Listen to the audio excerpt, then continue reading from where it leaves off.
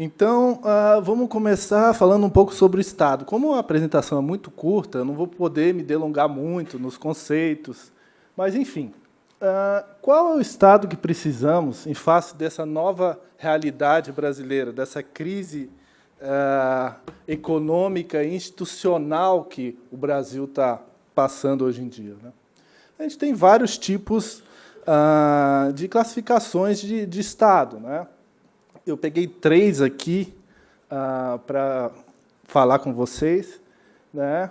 O pessoal que tem uma tendência mais liberal fala no Estado mínimo, né? No Estado em que as estruturas elas são as menores possíveis, em que o Estado não deve se meter em coisas que, a rigor, não são funções tipicamente estatais, como ter empresas estatais, gerir empresas estatais. Enfim, o Estado seria o mais enxuto possível, com as funções mais básicas, né, mais basilares, que o Estado tem que fazer, como diplomacia, alguma coisa que é difícil terceirizar, né, as próprias polícias, auditoria, judiciário e coisas do tipo. Fora isso, o Estado não tem que se meter em nada, né? A gente teve aí, principalmente depois do pós-guerra, o estado do bem-estar social, né, em que as pessoas começaram o Estado começou a prover diversos direitos que não existiam antes, ou que, se existiam, eram providos de uma forma bastante discreta, né? Então, temos aí direitos à saúde, à educação, seguridade social, enfim, diversos direitos. E também temos um Estado sustentável, que é um discurso um pouco mais atual, né? Eu não vou me delongar aqui. Não sei se vai ser o tema, mas eu tenho certeza que a gente tem aqui dentro da OAB, está sentado aqui, a maior autoridade em sustentabilidade do Brasil, pelo menos na minha opinião, o professor Juarez Freitas, né? Enfim, uma conferência imperdível hoje à noite, em que, não sei se ele vai falar sobre esse assunto, mas talvez de forma marginal.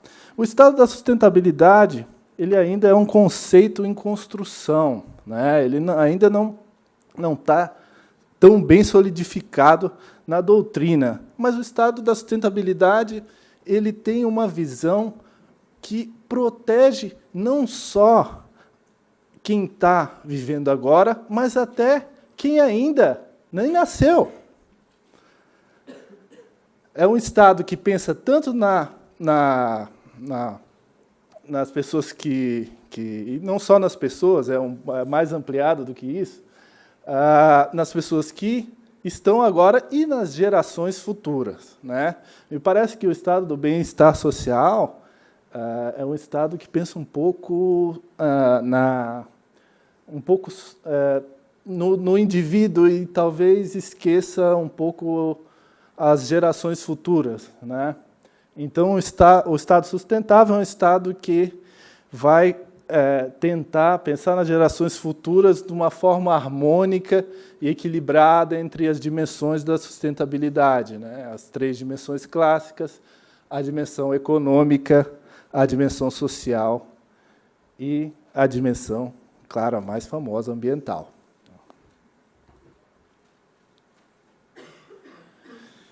Então, nós temos um Estado em crise, um Estado que tem que se rever, tem que se reinventar. Dessa forma, as aquisições públicas, que é o tema aqui do nosso simpósio, elas têm que mudar também o paradigma que hoje em dia é vigente na administração pública, né? Eu, além de ser advogado, eu também sou há 11 anos auditor interno aqui do Poder Executivo de Santa Catarina, né? E trabalho exclusivamente desde quando eu entrei em licitações. aqui no Estado.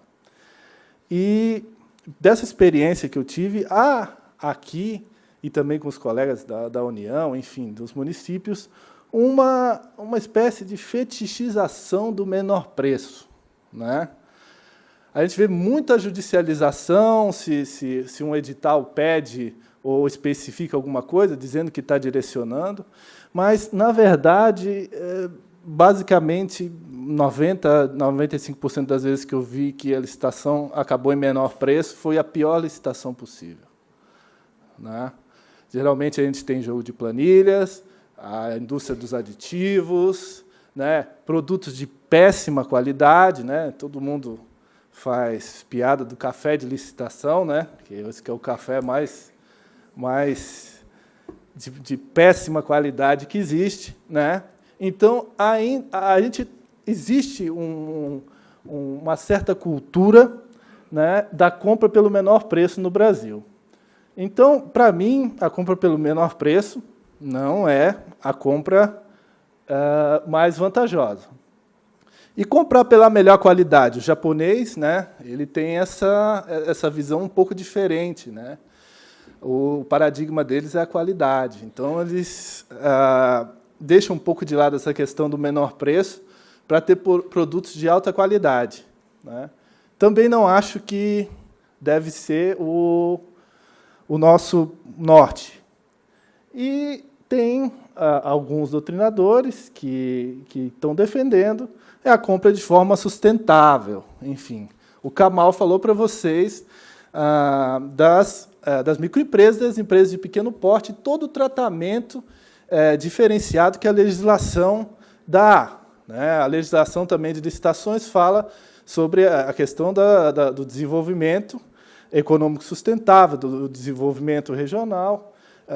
Enfim, ele dá diversos, setor de tecnologia, há diversas discriminações já nas licitações, né? Então, a licitação, no meu ponto de vista, tem que ser uma licitação sustentável. Enfim, uma licitação que tenha componentes que vejam a questão macro. Aí vocês vão perguntar para mim, Tiago, tá, mas isso é uma questão muito abstrata e tal. Então, eu trouxe alguns quesitos que podem ser utilizados nas licitações sustentáveis, para a gente não ficar só na teoria, né, falar. Então, assim, alguns exemplos de aspectos que devem ser observados para garantir a sustentabilidade nas aquisições.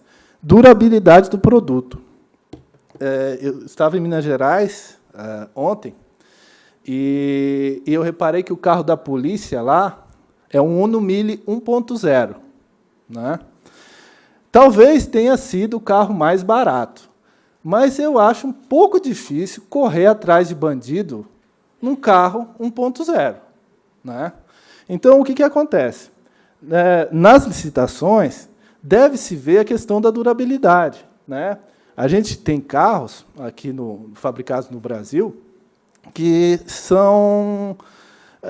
todo mundo sabe, eu não estou fazendo propaganda de nada, mas os carros da Toyota e da Honda, eles são fabricados para rodar pelo menos 500 mil quilômetros. Então, às vezes, a gente faz uma licitação e compra um carro que a gente sabe que não vai conseguir rodar tudo isso e que vai ter diversos problemas, né? Então, a gente está achando que está comprando mais barato, mas, na verdade, a gente não está economizando em nada. Às vezes, está saindo até mais caro. Os custos de logística, enfim, todos os custos indiretos que os produtos têm. Os custos de manutenção. Eu, uma vez, fui fazer uma auditoria no Hospital Regional de Chapecó, e eles têm autoclave lá. A autoclave é uma esterilizadora de materiais, né? Geralmente, eles botam os materiais cirúrgicos ali para esterilizar. E ela era muito antiga, né? Toda analógica, assim, com aqueles relógios analógicos. E eu perguntei para o administrador do hospital, por que vocês usam essa autoclave tão antiga? Aí ele me falou, porque elas não quebram. Elas são de uma marca da Braun, alemã, e elas não quebram. Então, a gente não vai trocar elas. Ao passo que, eu não vou falar o hospital, mas não vou contar o santo, mas vou contar o milagre. Alguns hospitais nossos aqui têm autoclaves novas, mas que vivem quebradas. Então, toda hora a gente tem que fazer manutenção. Compramos mais barato, mas a manutenção fica mais cara. Só que o problema não é só a manutenção dessas máquinas. O problema é que, quando a máquina dessa para, toda a rede de cirurgia para junto. Todos os servidores. A pessoa que ia fazer a cirurgia não vai conseguir fazer a cirurgia. Entendeu? Então, isso daí tem que ser levado em consideração. Os custos de seguro, né, às vezes, a gente tem produtos equivalentes, com durabilidade equivalente, mas o seguro é muito mais caro. E também as peças de reposição e assistência técnica. Então, está aí alguns dos quesitos objetivos que deixam uma aquisição mais sustentável, né? Pelo menos na minha visão. Então, eu acho que a administração pública não tem mais o direito de dizer que, enfim, que não sabe, que é complicado, que tem que ser o mais objetivo possível. Não, a gente tem que fazer estudos mais complexos, né? Estudos mais relevantes, que aprofundem melhor e que façam com que as aquisições sejam mais inteligentes. Hoje em dia, a gente não tem aquisições públicas muito inteligentes. Elas são mais voltadas à licitação como um fim do que à licitação como um instrumento para um fim.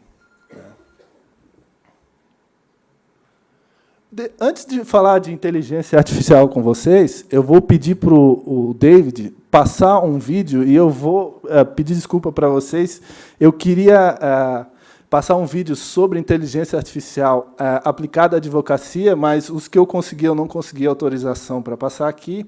E esse vídeo também está na língua inglesa, mas eu vou comentando ele com vocês aqui. Mas ele é muito didático. Esse vídeo é um vídeo de uma médica que está atendendo um paciente com uma solução que chama Iris e usando essa solução de inteligência artificial para auxiliar no tratamento. Por favor, David. Visit documentation complete and finalized. Proposed E and M level 99214. Do you wish to close the encounter? Yes, please. Dr. Davis, your next patient is in room 120. He presents for his annual physical exam and follow-up of hypertension. Recent encounters include one acute visit 2 months ago with your nurse practitioner for a sinus infection. A ferramenta está falando sobre qual o próximo paciente, quais são os sintomas dele, né, porque ela não lembra de todo mundo. Yes, thank you, Iris. Please note, Dr. Davis, the patient had a CBC done at his acute visit 2 months ago. The hematocrit had fallen 12% from his baseline. Attempts by staff to contact the patient for follow-up were unsuccessful. Thank you for the heads up, Iris. Please remind me of that if I get sidetracked in there. By the way, what was his wife's name? Aí está perguntando qual que é o nome da mãe dele, da mulher dele e dos filhos dele, para humanizar um pouco o tratamento, entendeu? Porque ela não lembra de cabeça. Good to see you again, Mr. Lee. Good to see you, Doctor. It's been a little while. Yeah. How is Grace? Oh, she's well. You know, our youngest just got married. That's wonderful. I remember that she just got engaged the last time I saw you. Lembra nada, foi o computador que falou para ela antes de entrar lá na... I see you're here for your annual checkup. Thank you for reviewing the medications and symptoms in the waiting room. Is this list correct? Yeah, this looks right. Except I'm no longer taking the sinus medicine. And, oh yeah, by the way, I'm running low on the atenolol. Iris, can you remove the loratadine from the medication list and renew Mr. Lee's atenolol? Mr. Lee, do you still prefer a 90-day supply to be sent from your mail-order pharmacy 4 times a year? Yes. Então, o computador está perguntando para ele se ele quer que mande de 90 em 90 dias ou de 30 em 30 dias. O que fica melhor? Então, ele está falando tanto quanto a médica como o paciente. Yes, Iris. Mr. Lee, your blood pressure is a bit on the high side. And you can see, over the past few months, even at home, your blood pressure's been climbing steadily. Have you been taking the atenolol and the Diavox? Which one is the Diavox? Diavox is the orange pill with the letters NVZ stamped on the side.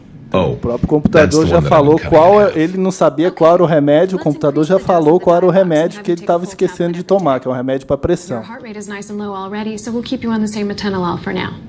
Dr. Davis, as of November 4, Mr. Lee's medical insurance will no longer cover Diavox. Would you like to substitute a different angiotensin II blocker?